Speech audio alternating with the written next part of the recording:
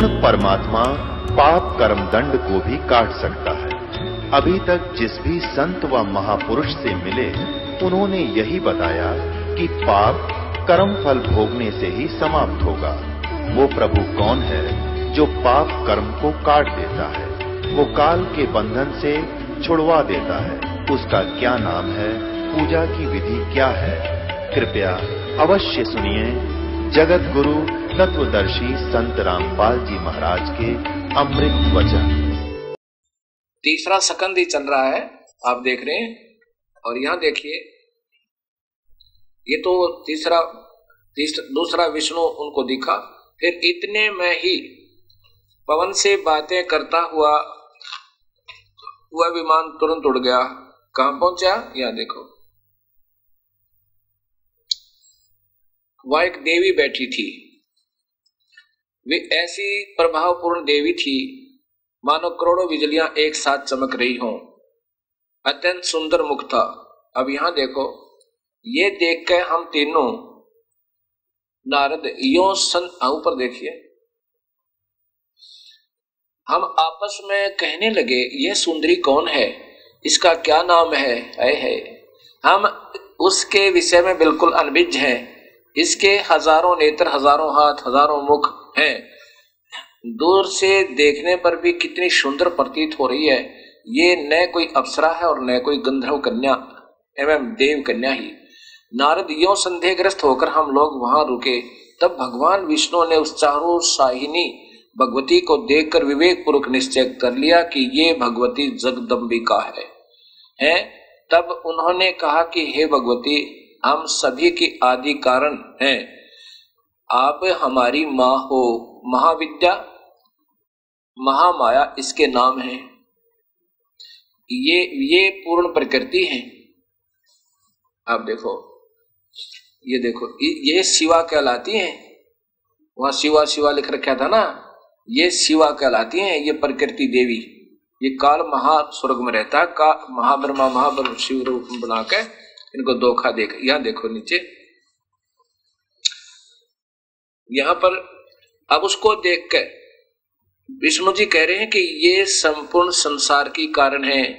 ये वे ही दिवांगना है जिनके पर्यावरण में मुझे दर्शन हुए थे। जो पानी था, जो छोटा सा था मैं, जब मैं बालक रूप में था, उस समय मैं बालक रूप में था। विष्णु का आप ही कह रहे हैं मैं छोटा सा था। अब देखो, आप समझो भक्तात्माओं, और साथ में ये संत जन भी जो इन्हीं शास्त्रों को सत्य मानते हुए इनके विरुद्ध मार्गदर्शन कर रहे हैं, उन्होंने भी स्वयं विचार करना चाहिए और तुरंत छोड़ देना चाहिए इस काल की गलत साधना को और सत्य मार्ग स्वीकार करना चाहिए। हम सत्य मार्ग के लिए तो घूम रहे हैं, उसी के लिए तड़प रहे हैं। अभी तक नहीं प्राप्त हुआ था तो हमारे दुर्भाग्य था। अब कृपा हुई है प्रभु की तो हमने एक हो जाना चाहिए। और इस दास के ऊपर कृपा उस परमेश्वर की, इस दास को अपना दास ही समझकर आके और इस दास से वार्ता करो प्रेम पूर्वक। और आदेश उस प्रभु का इस दास को नाम देने का, और वही नाम जो वेदों में वर्णित है। गीता के 17वें अध्याय के 23वें श्लोक में ओम तत्सत। ओम तो ब्रह्म का जाप है, एक और तत् सांकेतिक मंत्र वो पर ब्रह्म का, और सत मंत्र उस पूर्ण ब्रह्म का। इस तीनों ही मंत्र से जीव का यहां से छुटकारा होगा। ओम मंत्र तो अवश्य ही है, ये तो प्रारंभ है। तो ऐसे ही, और ब्रह्मा विष्णु महेश की पूजा तो बिल्कुल व्यर्थ है, लेकिन अनादरणीय नहीं है, क्योंकि ये भी अपने ही भाई बहन है, अपने ही आत्मा, अपने साथी, वहां से सब आए हुए हैं। ये अच्छी आत्मा थी, शुभकर्मी प्राणी है, इनको काल ने अपने ही काम ले लिया। अब आगे चलो,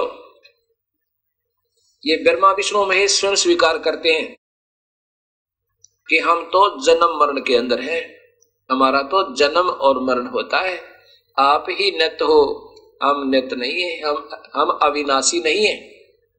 जैसा कि सुधांशु जी ईश्वरलोकीय एक ब्रह्मांडीय विभागीय मंत्री यानी एक तमोगुण भगवान को, और मृत्युंजय यानी जिसने मृत्यु पर विजय पाली, अविनाशी और ना जाने सृष्टि रचनहार के उपमा दे रखी। एक प्रांत के एक स्टेट के विभागीय मंत्री को, और कोई उसको बतावे ये मुख्यमंत्री है, ये प्रधानमंत्री है, ये राष्ट्रपति है, तो उस नादान को कुछ भी ज्ञान नहीं, फिर वो लाभ के दिवाएगा। अब सोचना पड़ेगा। अब यहां आप देखिएगा, अब क्या कह रहे हैं भगवान विष्णु, मां के पास पहुंच गए, नमस्कार किया और फिर सब कुछ जान लिया। उसके नाखून में जब देखा तो बताया कि हे भवानी, मैं तुमसे क्या निवेदन करूं। ये देखो, विष्णु जी कह रहे हैं कि हे भवानी, मैं आपसे क्या निवेदन करूं, आप तो जान ही जान हैं। भवानी, जो उचित हो वही करो, तुम्हारी इच्छा के अनुकूल ही कार्य होना चाहिए। ब्रह्मा सृष्टि करते हैं, विष्णु पालन करते हैं और रुद्र संहार करते हैं, पर जब तुम्हारी इच्छा से हम में शक्ति उत्पन्न होती है तभी हम इस कार्य के संपादन के अधिकारी होते हैं। और इनको सर्वशक्तिमान न जाने के उपमा दे रखी। गिरिजानंदिनी, तुम सबकी माता हो, जगत का पालन करना और उसे टिकाए रखना तुम्हारा स्वाभाविक कार्य है, क्योंकि ये तो सर्व तीन लोक की अधीश्वरी है। अब यहाँ क्या बताते हैं, ये सारा संसार तुम्हें से उदासित हो रहा है, उद्भासित हो रहा है। मैं, विष्णु जी करें, मैं ब्रह्मा और शंकर, त्रिलोकीय शंकर, हम सभी तुम्हारी कृपा से विद्यमान हैं। हमारा आविर्भाव और तिरोभाव हुआ करता है। हम तो जन्म मरण में है माता, हम अविनाशी नहीं है। और ये सुधांशु जी कहीं तो मृत्युंजय है, मृत्युंजय उत्तरेगी। बताओ, पीतल को कोई सोना बता रहा है, वो कितना पारखू होगा। हमारा आविर्भाव माने जन्म, उत्पत्ति और तिरोभाव माने मृत्यु हुआ करता है। केवल तुम ही नित्य हो, जगत जननी हो, प्रकृति और सनातनी देवी हो।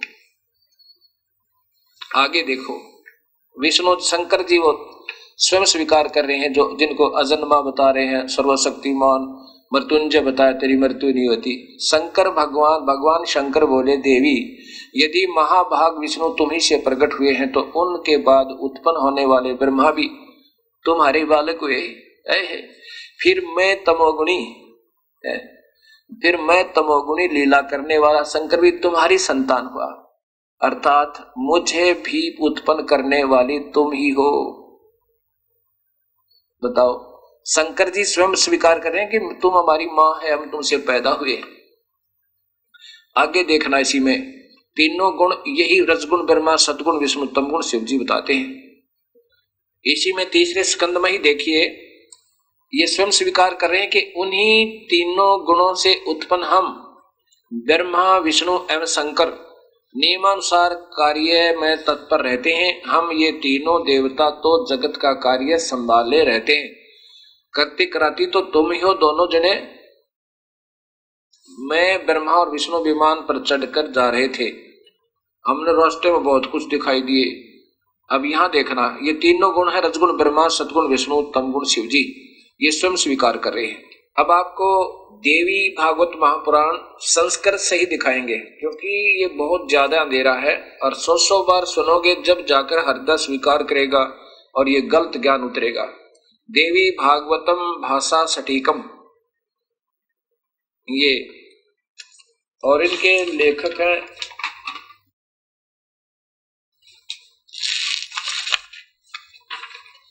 ये देखिए, अथ देवी भागवतम भाषा सटीकम सहमाटम, खेमराज श्री कृष्णदास प्रकाशन बम्बई, यहां से प्रकाशित है। और इसमें अब देखिएगा संस्कृत भी है साथ में, ये थोड़ा थोड़ा दिखाऊंगा और फिर अपना ना विश्वास हो तो खरीद कर देख सकते हैं, नहीं तो अविश्वास का समय भी नहीं है। यहां लिखते हैं कि विष्णु शिव ब्रह्मा दर्शन किए हैं। यहां देखो, हमने इस भवन में दूसरे शिव, विष्णु शिव ब्रह्मा के दर्शन किए हैं।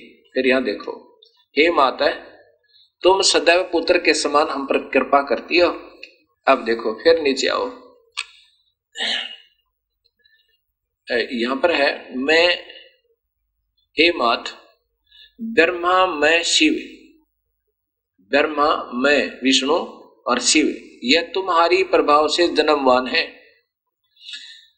हम तो जन्मवान है, हमारा तो जन्म होता है और मरते हैं, नित्य नहीं है, हम अविनाशी नहीं है। फिर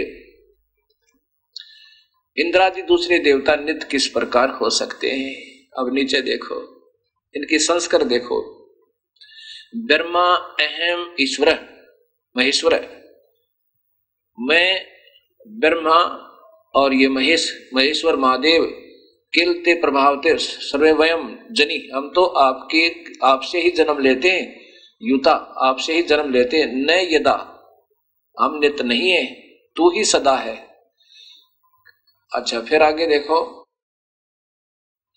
जो मैं ये बताना चाह रहा था आपको, ये संस्कृत है, ये संस्कृत देखिए आपने।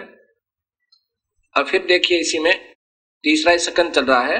हे माता, अतः सब लोगों के सृजन करने की इच्छा करने वाले हरि यानी विष्णु, ब्रह्मा और शिव, यह सब तुम्हारे चरणाविंद की भक्ति और प्रीति को प्राप्त होकर कर सकते हैं। यानी हम तो आप ही की कृपा से कुछ कर सकते हैं। हे माता, अब शिव जी कह रहे हैं, वो शंकर भगवान जिसको सुधांशु जी महाराज कह रहे थे ना, ये तो मृत्युंजय है, क्या कह रहे हैं कि हम सतोगुण। हे मात, यदि हमारे ऊपर सदा आप दया युक्त हो, हे माता यदि आप दयालु हो तो हमको तमोगुण में, मैं तमोगुण क्यों बना दिया? हम तो तमोगुण में किस प्रकार प्रदान किया? ब्रह्मा रजोगुण और हरि सतगुण। क्या कह रही है? फिर देख लो कि शिव जी कह रहे हैं, हे माता, यदि हमारे ऊपर आप सदा दया युक्त हो तो मुझे इसे जुल्म में क्यों लगा, दुनिया न मारूं। बेचारों किसी का मां मरे, किसी का बेटा, और ये रो रो कर टक्कर मारे। मैं तमोगुण में किस प्रकार प्रदान किया, और ब्रह्मा रजोगुण हरि सतगुण। अब इन बेचारों को भी धोखे में रखा जा रहा है। अब ये संस्कृत भी देखें। यदि देहा धर्मना न सदा अंबिके कथम अहम विहित, मुझे किस प्रकार निहित कर दिया, क्या मैं तमोगुण है? मैं तो तमोगुण कमल जय, कमल से उत्पन्न होने वाले ब्रह्मा को रजोगुण संभव है। वो गुण संभव आगे आओगे, फिर ये आपके गीता का जब सॉल्यूशन होगा, टीका होगा, जब देखना है। रजोगुण संभव है, रजोगुण से उत्पन्न, रजोगुण ये ब्रह्मा है, सुविहित है, और किम सतोगुण हरि, और सतोगुण हरि विष्णु के ऊपर बना दिया। माँ देखो ये बेचारे आप ही रो रहे हैं। अब देखिएगा भक्त समाज आपके सामने ये सब सत्य आ रहा है, और ये पहले से विद्यमान था। ये किसी संत का मैं दोष नहीं मानता, क्योंकि अभी तक हमें ऐसा कोई संत मिला नहीं जो हमें सत्य बता सके, विशेषकर कलयुग में। अब कोई सत्य को बताएगा तो ये कई कारण बनेंगे इसको उलझाने के। एक तो इन संतों की महिमा इतनी हो चुकी है, इस गलत मार्गदर्शन करते करते काल तक की महिमा बताते हुए, और शास्त्र विरुद्ध, ये सब शास्त्र हैं जो मैं आपको बता रहा हूं, इनसे अलग व्याख्या वे अपने काल्पनिक सुनी सुनाई लोक वेद के आधार पर, लोक वेद तो सुना सुनाया ज्ञान होता है, उसके आधार पर चल रहे हैं। शास्त्र विरुद्ध साधना की जा रही है और बताई जा रही है। नाम लेते हैं गीता जी का मर्मज्ञ ज्ञाता, और गीता जी में एक शब्द भी नहीं बताते उसमें क्या लिखा है। और इन देवी भागवत महापुराण, शिव महापुराण की महिमा गाते हैं, उसमें वास्तविकता क्या है यह किसी के सामने नहीं आ पाई। जितनी महिमा ब्रह्मा विष्णु महेश इस विभागीय मंत्रियों में है, इन तीन लोक के विभागीय प्रभुओं में है, इतनी तो है जितनी संतजन बताते रहे।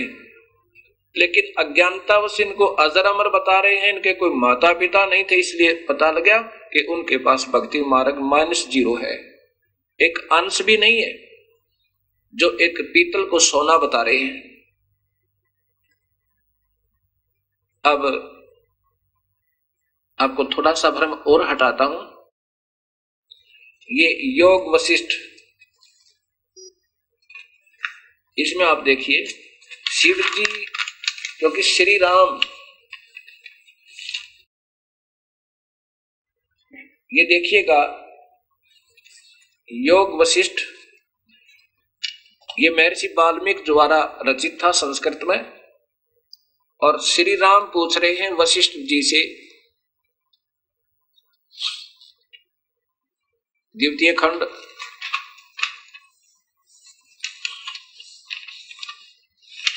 महर्षि श्री परमात्माय नमः महर्षि वाल्मीकि जी कृचित संपूर्ण योग विशिष्ट महारामायण भाषा सचित्र द्वितीय खंड और पूर्वार्ध व उत्तरार्ध। इसके संपादक हैं अनेक धार्मिक ग्रंथों के रचयिता श्री गिरधर जी। काशी पुस्तकालय इंडस्ट्रियल एरिया मथुरा से प्रकाशित है।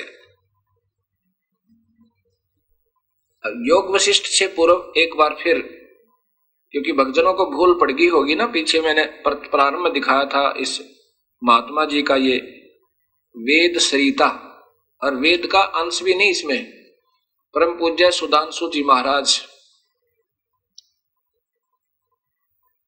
ये देखो पूरा चित्र देखो, पूरी पुस्तक का पूरा पृष्ठ देखो। अब इसके अंदर क्या कह रहे हैं कि 183 पृष्ठ है ये इनका। सुदासु जी कह रहे हैं कि शिव ही मृत्युंजय है। वो कौन सा शिव? वो शिव त्रिलोकी है, जो स्वयं कहते हैं हम तो नाशवान हैं। ये शिव जी।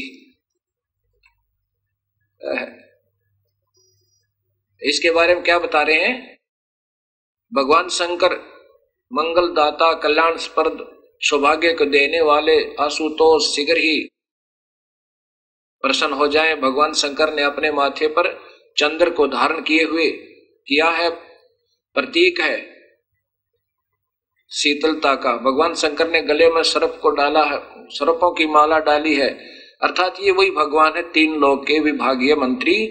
और ये क्या कहते हैं कि जिन्होंने अमृत पिया था सबके देव, वो सबके देव कहलाए, लेकिन भगवान शंकर ने विष पिया था, वह देव नहीं महादेव कहलाए।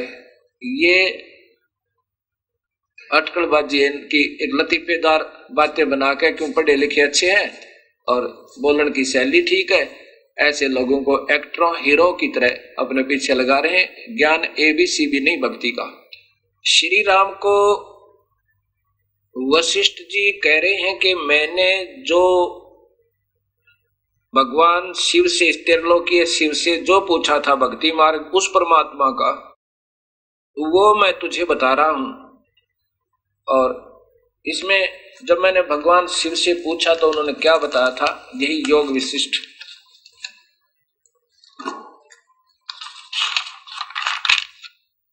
ये वही योग विशिष्ट है, द्वितीय खंड महर्षि वाल्मीकि रचित संपूर्ण योग विशिष्ट महारामायण द्वितीय खंड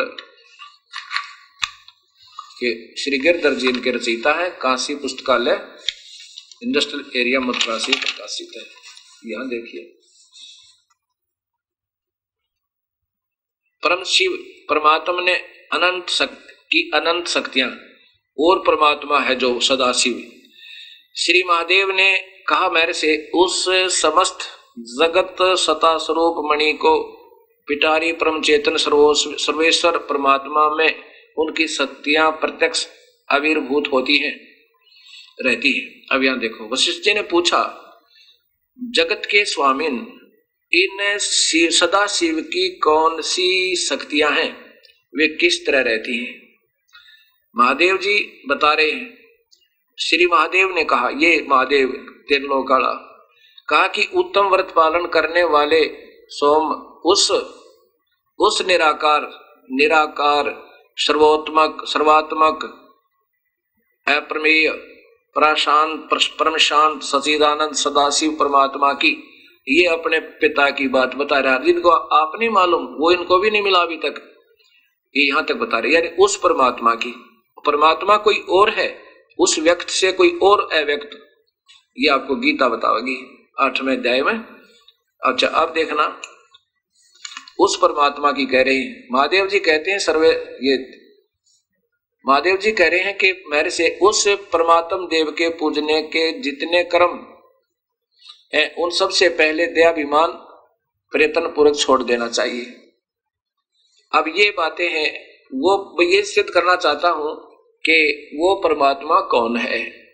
अब फिर वो सृष्टि रचना कबीर साहब के द्वारा बताई, फिर आपको बतानी पड़ेगी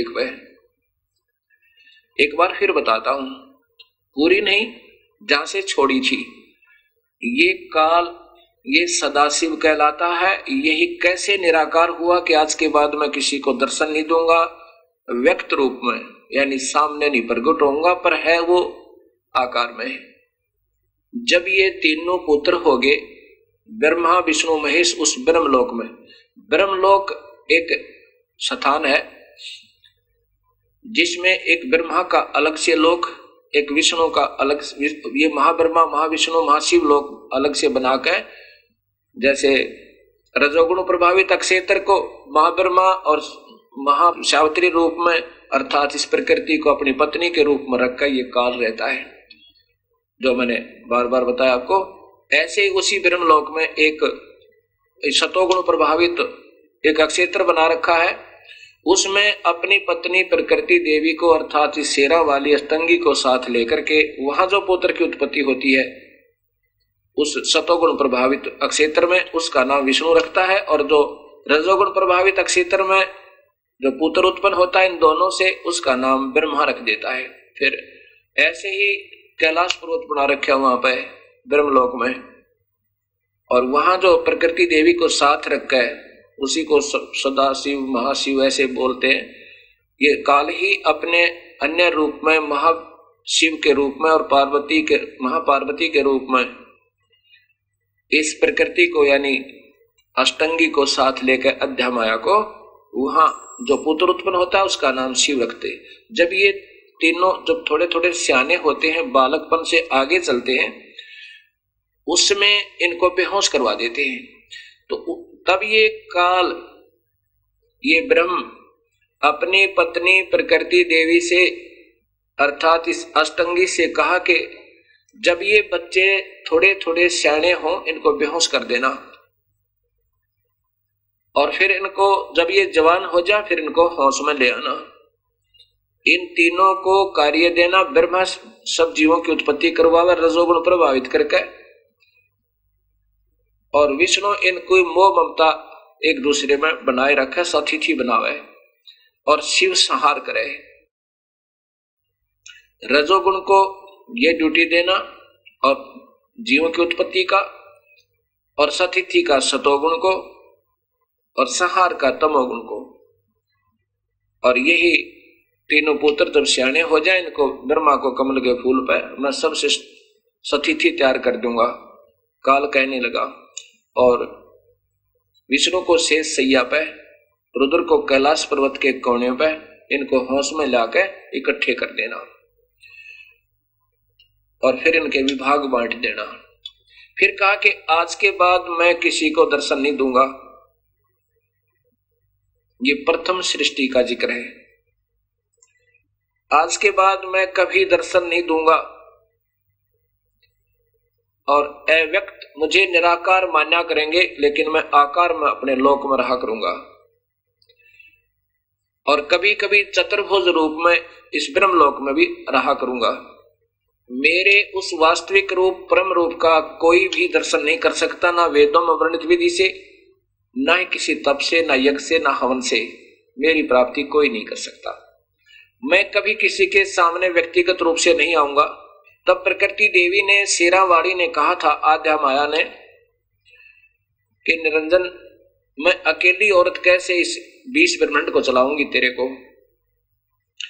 तब इस काल ने कहा था तू चिंता ना करे, ये सब कार्य मैं करता रहूंगा, पर मैं सामने नहीं आऊं किसी के अंदर प्रवेश करके, किसी को गुप्त प्रेरणा देकर, कभी आकाशवाणी करके। मैं कभी किसी के सामने व्यक्तिगत रूप से नहीं आऊंगा, लेकिन कार्य मैं सारे करवाऊंगा। मेरे हाथ में सबका रिमोट होगा, और मैं इन सब से अपना सब कार्य करवाता रहूंगा। मैं तेरा सहयोग देता रहूंगा। अब आपने ये सारी आंखों देख ली आपके सामने, वो अव्यक्त हो गया। फिर कहा कि जब ये सियाने हो जाए इनको होश में लाना, फिर इनके ब्याह कर देना। तीनों का ब्याह कर दिया। ये भी देवी भागवत महापुराण में प्रत्यक्ष प्रमाण है, पहले भी कई बार दिखा चुका हूं। अब मैं आपको आगे वैसे ही बता रहा हूं, मौखिक बताऊंगा। ब्रह्मा को अपने, फिर इनको सागर मंथन पर भेजा। सबसे पहले वेद निकले, वेद ब्रह्मा ने पढ़े। अब पहले ये माता से ये ब्रह्मा विष्णु महेश पूछने लगे कि मां हमारा पिता कौन है। तब ये कहने लगी कोई तुम्हारा पिता नहीं, कोई तुम्हारा बाप नहीं, मां नहीं, मैं ही तुम्हारी मां, मैं ही तुम्हारा पिता हूं। जब वेद निकले सागर मंथन में, वेदों में पाया कि कोई परमात्मा और है। वेदों में पूर्ण परमात्मा की पूर्ण महिमा है और जाप केवल ब्रह्म का दिया हुआ ओम नाम। तो इन ऋषि लोगों ने वेदों को पढ़ा और उसमें लिखा है कि पूर्ण परमात्मा कोई और है, उसका कबीर नाम है और वो सतलोक में रहता। वही पाप काटने वाला सर्वशक्तिमान अमित औजा, जिसकी शक्ति का कोई वार पार नहीं। उसकी पूजा करने से ये जीव जन्म मरण रहित हो जाता है। वो सतलोक में रहता है, वो आकार में है, मनुष्य जैसा है। साथ में ब्रह्म और परब्रह्म का भी वर्णन है। जैसे गीता जी में है 3 भगवान है, क्षर पुरुष, अक्षर पुरुष और नि अक्षर पुरुष। परम अक्षर पुरुष अर्थात पूर्ण ब्रह्म कबीर परमात्मा। लेकिन जाप जो है ओम नाम का वेदों में भी गीता में, इसलिए ये महापुरुषों ने पूर्ण परमात्मा तो वेदों में पढ़ा कोई और है और जाप बताते हैं ओम नाम तक का ही। इसलिए ये सारी अधूरी साधना ये काल करवा रहा है। 2 मंत्र गुप्त है, वो काल नहीं दे सकता, इसको अधिकार नहीं, ना ये बता सकता, ना ही इसको ज्ञान है। और जानबूझकर भी ऐसी गुस्ताखी करता रहता है कि कहीं यहां से निकल ना जाए। इसलिए जैसे शिव जी भी बता रहे हैं वशिष्ठ जी को कि उस परमात्मा की सदाशिव की वो, यानी वो सदाशिव निराकार। अब वेदों के अनुसार जो इन्होंने पढ़ा देखा, ब्रह्मा जी से सुना, तो ये बता रहे परमात्मा तो कोई और है। लेकिन ये स्वयं समाधि लाला के थक गए, ये निराकार भी, ये काल भी, इनके पिताजी के भी दर्शन इनको नहीं हुए। ये इतना धोखेबाज काल है, अपने पुत्रों को भी गुमराह रखता है। तो इन संत नादान बेचारों का, अनजानों का मैं के दोष मानूं, क्योंकि मैं भी दास इसी तरह भरम भटक रहा था। ना जाने कैसे रजा करी मेरे गुरुदेव भगवान ने, कैसी कृपा करी उस कबीर परमेश्वर ने इस घोर कलयुग में। हो सकता है ये भगवान आत्मा इस ज्ञान को फिर पुनर्विचार करके अपना कल्याण करवा ले, क्योंकि हमारा उद्देश्य केवल कल्याण करवाना है। हमने यहाँ पर बड़ा छोटा नहीं बनना, या कोई बड़ा नहीं कोई छोटा नहीं। वही बड़ा है जो सतमार्ग पकड़ के यहाँ से पीछा छुटवा गया तो बड़ा है, नहीं तो आज चाहे कितना महिमावान है और गलत भक्ति कर रहा है और करा रहा है तो दोषी होगा और घोर नरक में पड़ेगा। शास्त्र विरुद्ध साधना ये महापाप का कारण, करना और करवाना, ये गीता प्रमाण देगी। उसके बाद ब्रह्मा ने जब वेद पढ़े तो पाया कि परमात्मा कोई और है। मां से पूछा कि मां आप तो कहा करती कि परमात्मा कोई नहीं, इसमें लिखा कि प्रभु कोई और है जो सारी सृष्टि का रचनहार है और उसको ध्यान से ढूंढा जा सकता। जैसे शिव जी बता रहे थे वशिष्ठ मुनि को कि उसका मुख्य ध्यान ही है। इन्होंने बस मेडिटेशन तक पढ़ा है, लेकिन ध्यान तो एक यज्ञ है और यज्ञ से प्रभु प्राप्ति नहीं हो सकती। ओम नाम के जाप से प्रभु प्राप्ति नहीं हो सकती। ये तो कमाई करके इससे यहाँ ऐश्वर्य के साधना इसके बदले मिल सकते हैं, स्वर्ग महास्वर्ग और यहाँ के इंद्र बन जाना, राजा बन जाना, ब्रह्मा विष्णु महेश बन जाना, इनसे केवल ये ही मिलेगा, प्रभु प्राप्ति बिल्कुल नहीं। 11वें अध्याय का 47, 48 और 53 श्लोक आपके सामने स्पष्ट करेगा। तो वेदों में पढ़ा कि ध्यान यज्ञ करने और ओम नाम के जापते का मंत्र बता रखा, शायद प्रभु मिलता होगा। ऐसे ही ब्रह्म में जैसे शिव जी बता रहे थे कि उसका मुख्य ध्यान ही है उसका, उस परमात्मा को पाने का। अब ध्यान लगा लगा शिव जी ने 88,000 वर्ष तक साधना की, परमात्मा नहीं मिला, एक प्रकाश दिखा और उसी को प्रकाश मान लिया। प्रभु का वही रूप मान लिया कि वो निराकार है, दिखता नहीं, ज्योतमय है, प्रकाश में है। यहां जाकर सबने अपने लेखनी बंद कर दी और वर्णन बंद कर दिए। लेकिन वो कैसा है, कौन है, वो तो स्वयं ही बताता है कि कबीर परमेश्वर के मैं हूं वो परमात्मा जो सारी सृष्टि का रचनहार।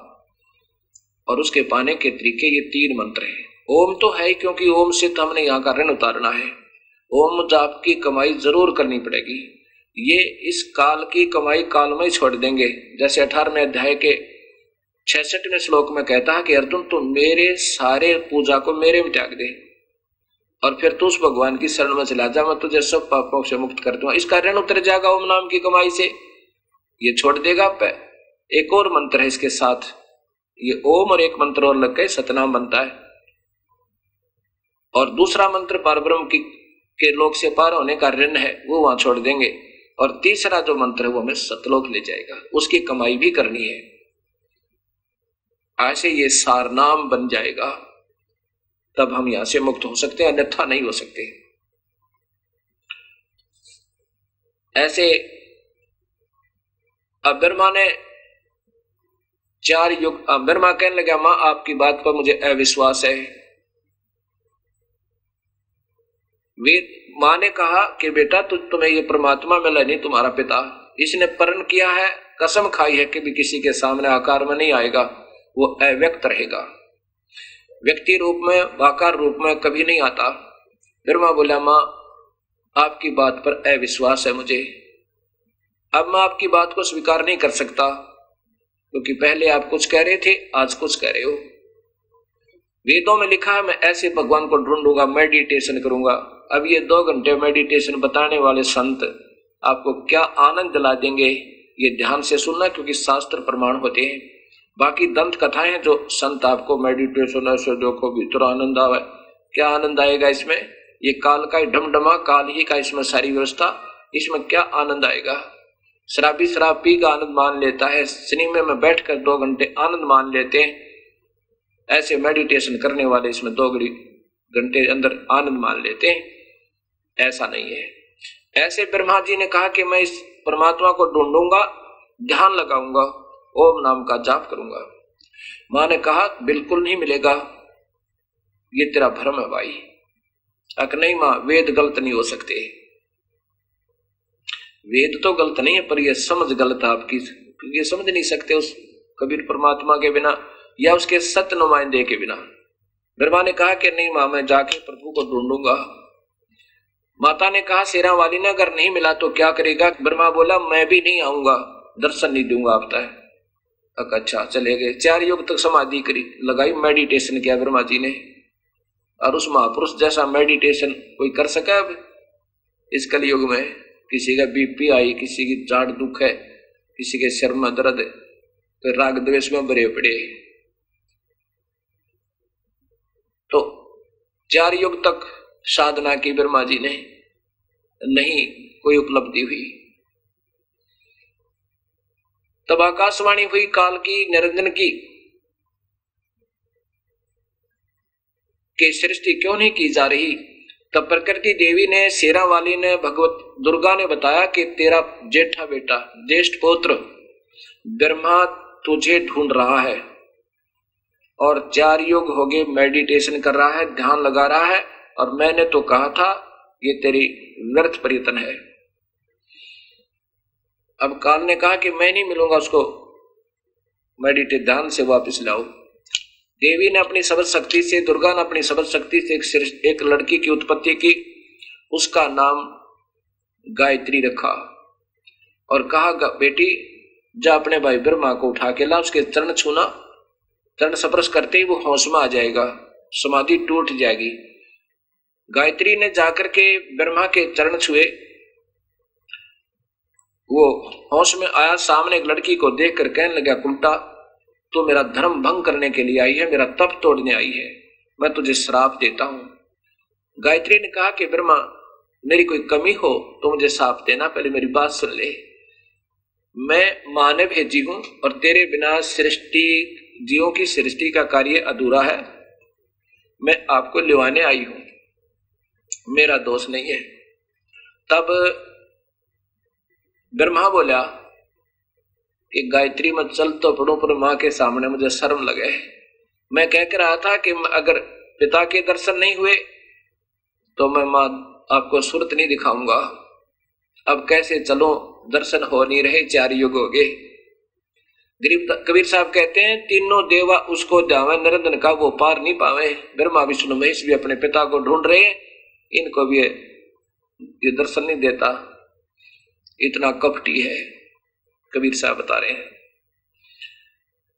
तो ब्रह्मा ने कहा कि यदि तू मेरी झूठी गवाही दे दे मां के सामने तो मैं चल पड़ू। तो गायत्री ने एक शर्त रखी जो यहां बताने योग्य नहीं है, ये आप पढ़ सकते हो। ब्रह्मा ने स्वीकार की। फिर गायत्री ने कहा कि एक और तैयार करते हैं अपना गवाह। गायत्री ने अपनी सब शक्ति से एक लड़की और तैयार की, उसका नाम पोपवती रखा। उससे कहा कि पोपवती तू ब्रह्मा की झूठी गवाही दे दे कि ब्रह्मा ने पिता के दर्शन अपने सामने किए। पोपवती ने कहा कि मैं क्यों झूठी गवाही दूं। उसने भी एक शर्त रखी, वो भी यहां बताने योग्य नहीं भद्र समाज के सामने। ब्रह्मा ने वो भी स्वीकार की।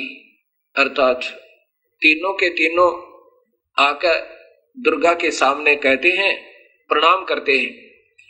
दुर्गा ने पूछा कि ब्रह्मा क्या तुझे अपने पिता के दर्शन हुए, उस अव्यक्त के, काल के, निरंजन के, ज्योत निरंजन के। ब्रह्मा ने कहा हाँ मां मुझे दर्शन हो गई। भाई के प्रत्यक्ष क्या प्रमाण है ऐसा मैं इससे मानूं कि तुझे दर्शन हुए। ब्रह्मा ने कहा कि इन दोनों से पूछ लो। उन दोनों ने कहा कि हाँ हमारे सामने परमात्मा आए, ब्रह्मा को दर्शन दिए और आशीर्वाद दिया। अब देवी ने सोचा भाई अच्छा, मेरे से कह रहा था कि मैं किसी को दर्शन नहीं दूंगा, ये मेरा घटिया संविधान है, ये अटल संविधान है, अनुत्तम। अब गीता जी में दिखाऊंगा आपको, और फिर संतों की टीका की हुई आपके सामने वो गीता आवेगी।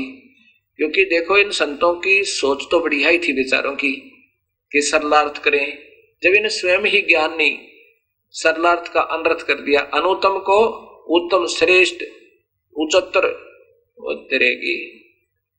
डिक्शनरी फेल कर दी सारी, ज्ञान तो फेल कर ही रखा था, डिक्शनरी के शब्दार्थ बदलने लग गए। इनको अल्पज्ञ कहते हैं।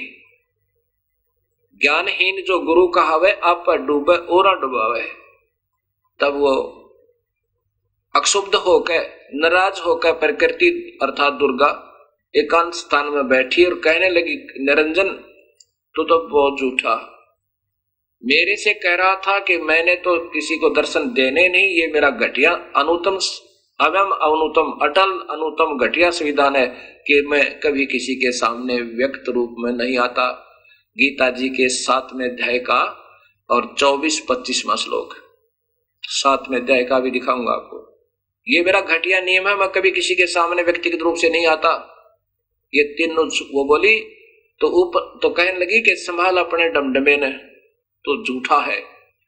आकाशवाणी ज्योत निरंजन की हुई कि तीनों झूठ बोल रहे हैं, मैंने कोई दर्शन नहीं दिया इनको।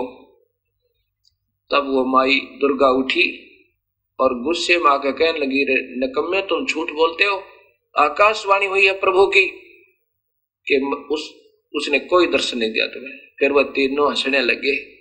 ब्रह्मा कहने लगा माँ मुझे शर्म आई आपके सामने आने में, क्योंकि मैं कहकर गया था कि पिता के दर्शन हुए तो आऊंगा अन्यथा नहीं आऊंगा, और पिता के दर्शन वहां हुए नहीं। मुझे शर्म आवत थी आपके सामने आने में, इसलिए हमने तीनों ने झूठ बोल दी। तब श्राप दे दिया देवी ने ब्रह्मा को कि तेरी पूजा जग में नहीं होगी, और जिसने 4 बातें सीख ली वह तेरे जैसे पाखंडी होंगे, सत्य नहीं बताओगे। संत बनेंगे, गुरु बन जाएंगे, बनेंगे पर सत्य समाज को नहीं बता सकते, क्योंकि वो स्वयं ही अधूरे होंगे। क्योंकि ब्रह्मा शास्त्रों का ज्ञाता और जगत गुरु यानी यहाँ के 3 लोक के महाज्ञानियों में माना जाता है, सबको ज्ञान देने वाला। गायत्री को श्राप दे दिया कि तो गाय बनेगी और तेरे सांड पति होंगे कोई कोई। पोपोती को श्राप दे दिया कि तू गंदी जड़ी बूटी, गंदगी में पैदा होने वाली जड़ी बूटी बनेगी। जब प्रकृति देवी ने तीनों को श्राप दे दिया तो आकाशवाणी निरंजन ज्योत निरंजन की हुई कि दुर्गा तने अच्छा नहीं किया, तू कौन होती है इनको श्राप देने वाली? अब मैं तुझे श्राप देता हूं कि तू द्वापर युग में द्रौपदी बनेगी, तेरे 5 कसम होंगे, तेरे 5 पति होंगे।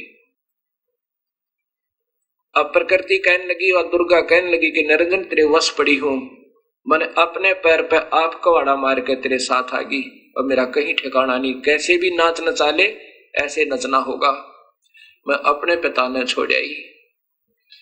अब एक तरफ तो आप कह रहे हो सृष्टि को संभालो, इन बच्चों ने गलती की तो थोड़ी सजा दे दी, तो आप इसके विपरीत मुझे सजा दे रहे हो। ठीक है, कर ले जो तूने करना है। फिर ये प्रकृति देवी, दुर्गा, भवानी, अष्टंगी विष्णु जी के पास गई, क्योंकि इन तीनों को फिर लाके अपने अपने लोक में छोड़ दिया। ब्रह्मा को यहाँ ब्रह्मा लोक में, एक ब्रह्मांड में जो आपको मैंने दिखाए थे, विष्णु को विष्णु लोक में, शिव को शिव लोक में।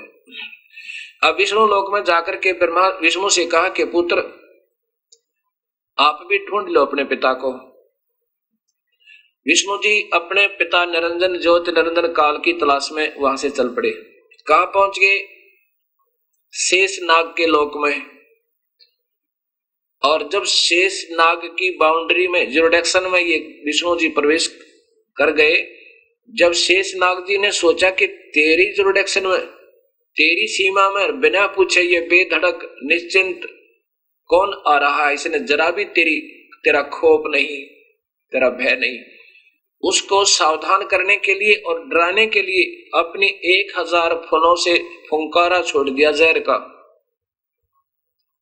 जैसे धुंध होती है, विष्णु जी के चारों तरफ ऐसे धुंध सी होगी और काला शरीर हो गया, श्याम शरीर हो गया, जैसे स्प्रे पेंट हो जाता है। विष्णु जी ने सोचा कि देख इस नादान कीड़े ने, इस सर्प ने मेरे साथ क्या बदसलूक किया, मैंने कुछ कहा नहीं इसको, आगंतुक के साथ ऐसा जुल्म करते हैं क्या, इसको ज्यादा अभिमान हो गया है अपने 1000 फुन का। मन में सोचा ही था कि लै इसको खत्म कर देता हूं, अभी ठीक करता हूं। तब आकाशवाणी हुई ज्योत स्वरूपी निरंजन काल भगवान की कि विष्णु अब इसको कुछ मत कहना, शेष नाग को, तुम ऐसे ही लड़ लड़ के मरते रहे तो सृष्टि कैसे प्रारंभ होगी। अब इसको कुछ मत कहना, द्वापर युग में तू कृष्ण बनकर जाओगा और ये काली दय में इसी शेष नाग का अवतार वहां कालिया नाग होगा, उस समय तो इसका बदला ले लेना। अब जाकर अपनी माता को, दुर्गा को स्पष्ट बता दे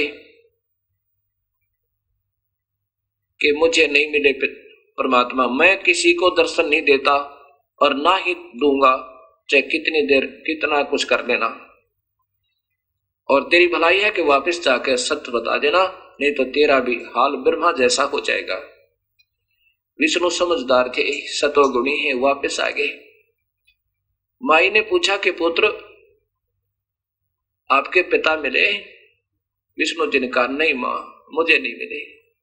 इस बात पर मां प्रसन्न हुई और सीने से लगा लिया उस सतोगुण विष्णु जी को, कहा कि बेटा तू बड़ा सतवादी होगा और तेरे को ये सृष्टि पालन कर्ता का सतिथि रखने का विभाग देती हूं। फिर गई शिव जी के पास, इस त्रिलोकीय महादेव के पास।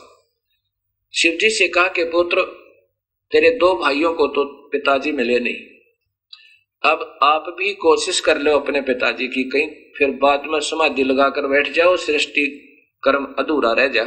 समझदार निकले शिव जी। कहने लगे मां जब मेरे 2 भाइयों को पिता के दर्शन नहीं हुए तो मैं कौन से खेत की मूली, मैं तो कोशिश ही नहीं करता, पर माता एक कृपा कर दो मेरे पे। माता ने कहा बोल पुत्र, क्या क्या चाहता है?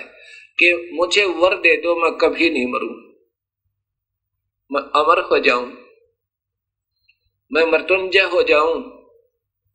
माता ने कहा पुत्र ये नहीं हो सकता, जो पैदा हो गया वो मरेगा और मर गया उसका जन्म जरूर होगा भाई, ये इस काल 21 ब्रह्मांड का नियम है, ये अटल नियम है, ये हार्ड एंड फास्ट रूल है। हाँ तुझे एक विधि बता दूंगी, तेरी बहुत लंबी आयु हो जाएगी। तब शिव ने कहा यही कृपा कर दो मां। तो माता ने कहा कि बेटा तू अपना ज्यादा ध्यान लगा कर मेडिटेशन किया कर और अपने श्वासों को अपने 10वें द्वार में रखा करे, श्वास कम लिया कर, ठंडे क्षेत्र में रहना, तेरा शरीर खराब ना होए। ऐसे ऐसे आप देखते हो भगवान शिव ज्यादातर ध्यान में ही रहते हैं। ब्रह्मा की आयु 100 वर्ष, विष्णु जी की आयु 700 वर्ष, शिव जी की आयु 4900 वर्ष। ब्रह्मा का एक दिन 1000 चतुर्युग का और 1000 चतुर्युग की रात है। 2000 चतुर्युग का दिन रात ब्रह्मा का, 60,000 चतुर्युग का एक महीना ब्रह्मा का और 7,20,000 चतुर्युग का एक वर्ष ब्रह्मा जी का। इसको 100 तो गुणा कर दो, 7 करोड़ 20 लाख चतुर्युग ये ब्रह्मा जी की आयु होए। और इसको 7 से गुणा कर दे विष्णु की, और विष्णु जी की को 7 से गुणा कर दे तो शिव की। इतनी लंबी आयु है इनकी, लेकिन फिर भी मृत्यु है। गरीबदास जी कहते हैं कबीर साहब की प्यारी आत्मा जो आंखों देखे सारे इस विवरण का, सतगुरु कबीर साहब के सत्य ज्ञान के आधार पर कहते हैं, एती उम्र बुलंद मरेगा अंतरे, एती उम्र बुलंद मरेगा अंतरे, और सतगुर लगे ना कान ना बैठे संतरे। कोई संत नहीं मिला जो इस बीमारी ने काटा सत्य ज्ञान बतावे। गीता जी के 4 अध्याय का 33 और 34वां श्लोक बिल्कुल स्पष्ट करता है। ये काल भगवान बोल रहा है गीता जी को और कृष्ण जी के शरीर में प्रवेश करके। उसमें कहता है कि अर्जुन इस द्रव्य में यज्ञ, ध्यान यज्ञ, ज्ञान यज्ञ में सारे ही कर्म समाप्त हो जाते हैं। उत्तम है, बहुत उत्तम है, क्योंकि ज्ञान में सभी कर्म समाप्त हो जाते हैं। कैसे? अब कोई कुछ पूजा कर रहा है, कोई आरती उतारे गणेश जी की, कोई फलाने जी की, कोई मंदिर में कोई कितना, कोई उस भगवान को सर्वश्रेष्ठ वो भगवान अविनाशी। जब तक सही ज्ञान नहीं होता इतने ये भ्रमणा भटकना बड़ी रहती है। द्रव्य यज्ञ होती है जैसे भंडारा करना, हवन करना, इनसे कहते हैं ज्ञान यज्ञ उत्तम है। जब सही ज्ञान होगा तभी तुम भक्ति कर सके, कैसे भगवान पावे, कौन परमात्मा है, उसकी क्या विधि है। यही नहीं है तो वैसे ही फिर वो तो भ्रमणा भटकना होती है। तो ज्ञान से तेरे सारे कर्म समाप्त हो जाएंगे और सही भक्ति प्रारंभ होगी। इसलिए ज्ञान यज्ञ सबसे उत्तम है। वो कौन सा ज्ञान? एक तो ज्ञान भगवान कृष्ण के रूप शरीर में ब्रह्म काल दे रहे हैं गीता जी का, वेदों अनुसार वो तो दे ही रहे हैं। अब कह रहे हैं कि इसमें जो ज्ञान दे रहा है वो तो ब्रह्म तक का दे रहे हैं। ओम नाम का जाप जप यज्ञ करे और ऐसे रहनी रहे, ऐसे करनी कर, लेकिन जन्म मरण नहीं मिटेगा, स्थाई स्थान नहीं मिलेगा, पूर्ण शांति नहीं होगी, अर्थात तेरे मेरे बहुत जन्म हो गए। इसी 4 अध्याय का 5वां श्लोक बताता है। ये तो ज्ञान भगवान दे ही रहे थे, फिर कह रहे हैं कि इस ज्ञान से जो मैं दे रहा हूं इससे अलग कोई ज्ञान देने वाला संत ढूंढ ले। जो मैं तुझे बता रहा हूं उससे न्यारा उस परमात्मा के पाने का, उसका सच्चा ज्ञान बताने वाला वो संत ढूंढ ले। उन तत्वदर्शी संतों को ढूंढ जो इस सत्य मार्ग के जानने वाले, उनको दंडवत प्रणाम करो। गीता जी के अध्याय नंबर 4 का श्लोक नंबर 34। निष्कपट भाव से उनकी सेवा करो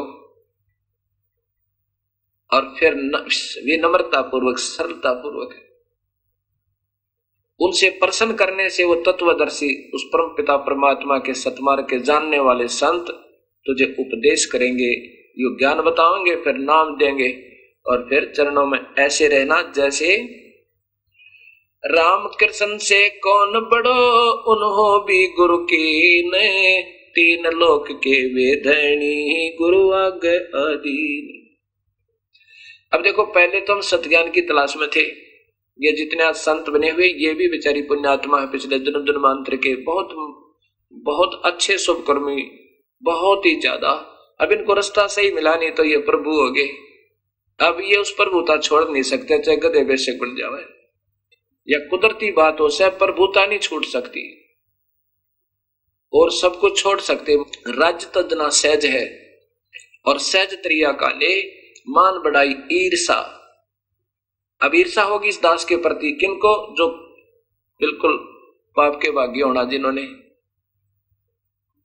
और ये नहीं छूटा, मान बढ़ाई छूटे नहीं, क्यों लाखों शेष हो गए। पता भी लग जाएगा कि तुम अधूरे, क्यों शास्त्र विरुद्ध गीता बताती है कि वो ना इस जन्म में उनका कोई कर्म अच्छा बन रहा ना भविष्य में। इसलिए अर्जुन तेरे लिए शास्त्री प्रमाण है। और शास्त्र विरुद्ध त्याग का जो साधना करता और करवाता वो दोनों नरक के भागी है। लेकिन पुण्यात्मा भी हैं, सोचेंगी इसमें मान बढ़ाई नहीं, हम एक पिता की संतान है, हम काल के जाल में है, हमने यहां से पीछा छुटवा के इस मनुष्य शरीर का लाभ उठाना चाहिए। कौन बड़ा कौन छोटा, रामकृष्ण से कौन बड़ा, उन्हें भी गुरु की, और 3 लोग के वो भगवान वशिष्ठ मुनि का गए। श्री राम जी आदिहीन जैसे वो भगवान भी विनम्र रहे, और श्री कृष्ण जी दुर्वासा जी के सामने, क्योंकि दुर्वासा जी उनके गुरुदेव थे, ज्ञान के आध्यात्मिक गुरु। संदीपनी जी उनके ज्ञान गुरु थे, उन्होंने अक्सर ज्ञान कराया था। जो 3 लोग के महान आत्मा भी और ऐसे विनम्र हो सके। मैं तो अपनी बताता हूं, यदि आज मैं गुरु होता और लाखों शिष्यों को गुमराह कर रहा होता और मुझे ये ज्ञान मिल जाता, चरण दो संत के जाके और अनाउंस कर दो सबको भाई हमारे पास कुछ नहीं है, और जाके अपना उपदेश ले लो, अपना कल्याण कराऊं और उनकी फांसी निकलवा दो काटते। ठीक है, अनजान पड़े में ना जाने किस पे की गलती हो जाए। गलती तो नहीं कह सकते, क्योंकि ये तो भक्तात्मा संत आत्मा अपनी तरफ से तो कोशिश तो कर रहे हैं कि हम सत्य बता रहे हैं, पर सत्य तो नजदीक भी नहीं है, क्योंकि शास्त्र प्रमाण दे रहे हैं। जब तक हम ईर्षाई नहीं छोड़ेंगे, मान बढ़ाई नहीं त्यागेंगे, तो फिर काहे के भक्त। जब हम ही नहीं इस निर्मलता को स्वीकार कर सकते, तो शिष्य कैसे अनुसरण कर पाओगे। अब ये दास क्या बताना चाहता है आपको। उसके बाद जब ये तीनों ने फैसला कर लिया कि अब कहा माने कि तुम मेरे से शादी करो और यहाँ की सृष्टि उत्पन्न करो, बच्चे पैदा करो मेरे से, तब ब्रह्मा विष्णु महेश कहने लगे, माँ माता नार पुत्र की होई, ए जननी ये कहाँ अग धोई। ए माँ इस पाप नाम कहाँ धोएंगे। तब बोली, बेटा मैं तो तुम्हारे परीक्षा ले रही थी तुम्हारा कि तुम कितने विवेकशील हो। अब ऐसा करो, सागर मंथन करो फिर दूसरी बार जब सागर मंथन किया, अपने ही 3 रूप बनाकर सागर में प्रवेश कर गई। एक सिद्धि बहुचोल्येदार, चोला माने शरीर, और 3 रूप बनाकर बाहर आई। ब्रह्मा विष्णु महेश एक एक लड़की को लेकर मां के पास आए, चौथे रूप में मां बैठी। यही तो जाल है, यही तो खेल है इस काल का। माता ने पूछा कि भाई पहले कौन सी निकली थी। ये निकली थी, इसका नाम सावित्री रखा, फिर माता शादी कर दी। दूसरी का नाम लक्ष्मी रखा, हुआ विष्णु ते ब्याह दी, और तीसरी का उमा रखा, वो स्त्रीलोकीय शंकर ते शादी कर दी। अब देखिए, वे देवी भागवत महापुराण गीता प्रेस गोरखपुर से प्रकाशित कि इसके अंदर इन तीनों का विवाह, ब्रह्मा विष्णु महेश की शादी माता कर रही है। ये वही है, गीता प्रेस गोरखपुर से प्रकाशित है। और श्री हनुमान प्रसाद पोदार चिमन लाल गोस्वामी ये इसके संपादक है। इसमें देखिए वही 3रा स्कंध ही चल रहा है आगे। यहां देखो, भगवती जगदम्बा ने भगवान विष्णु से कहा, विष्णु मन को मुग्ध करने वाली इस महालक्ष्मी को लेकर तुम भी पधारो। ये कुछ भी कहे, महालक्ष्मी कह दो चाहे कुछ भी, तो लेखक की अपनी लेख से लक्ष्मी को लेकर तुम पहुंचो। ये सदा तुम्हारे वक्षस्थल में विराजमान रहेगी, तेरी छाती पर रहेगी। अब यहां देखो, अब शंकर की शादी, देवी ने कहा, शंकर मन को मुग्ध करने वाली यह महाकाली गौरी नाम से विख्यात है, तुम इसे पत्नी रूप से स्वीकार करो, क्लास के रचना करके वहीं रहो। अब आगे देखो, यहां लाओ, ये देखो ब्रह्मा जी कहते हैं, ऊपर माई क्या कह रही है कि मेरा तथा सनातन परमात्मा का ध्यान तुम्हें सदा करते रहना चाहिए। हम दोनों का स्मरण करते रहोगे तो तुम्हारे कार्य सिद्ध होने में किंचित मात्र भी संदेह नहीं रहेगा। अभी तो बालक से है, बिल्कुल कुछ भी शक्ति नहीं इनके अंदर, ऐसा यह प्रमाण दे रही है। अब ब्रह्मा जी कहते हैं, इस प्रकार कहकर भगवती जगदम्बिका ने हमें विदा कर दिया। उन्होंने शुद्ध आचार वाली शक्तियों में से भगवान विष्णु के लिए महालक्ष्मी, शंकर के लिए महाकाली और मेरे लिए महासरस्वती को पत्नी बनने की आज्ञा दे दी। अब यहां से ये काल सृष्टि प्रारंभ हुई एक ब्रह्मांड की।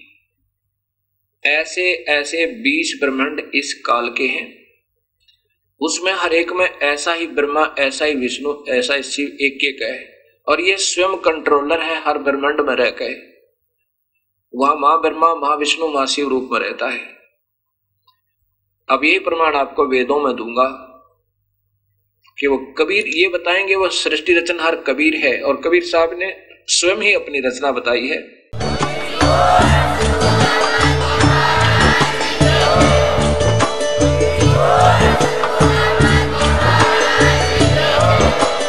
आप सुन रहे थे जगत गुरु तत्वदर्शी संत रामपाल जी महाराज जी के मंगल प्रवचन। अधिक जानकारी के लिए विजिट कीजिए हमारी वेबसाइट www.jagatgururampalji.org। संत रामपाल जी महाराज जी के शुभ आशीर्वाद से पूरे विश्व भर में 500 से भी ज्यादा नाम दीक्षा केंद्र हैं, जिन पर संत रामपाल जी महाराज जी द्वारा ऑनलाइन निशुल्क नाम दीक्षा दी जा रही है। अपने नजदीकी नाम दीक्षा केंद्र का पता करने के लिए संपर्क करें 8222880541।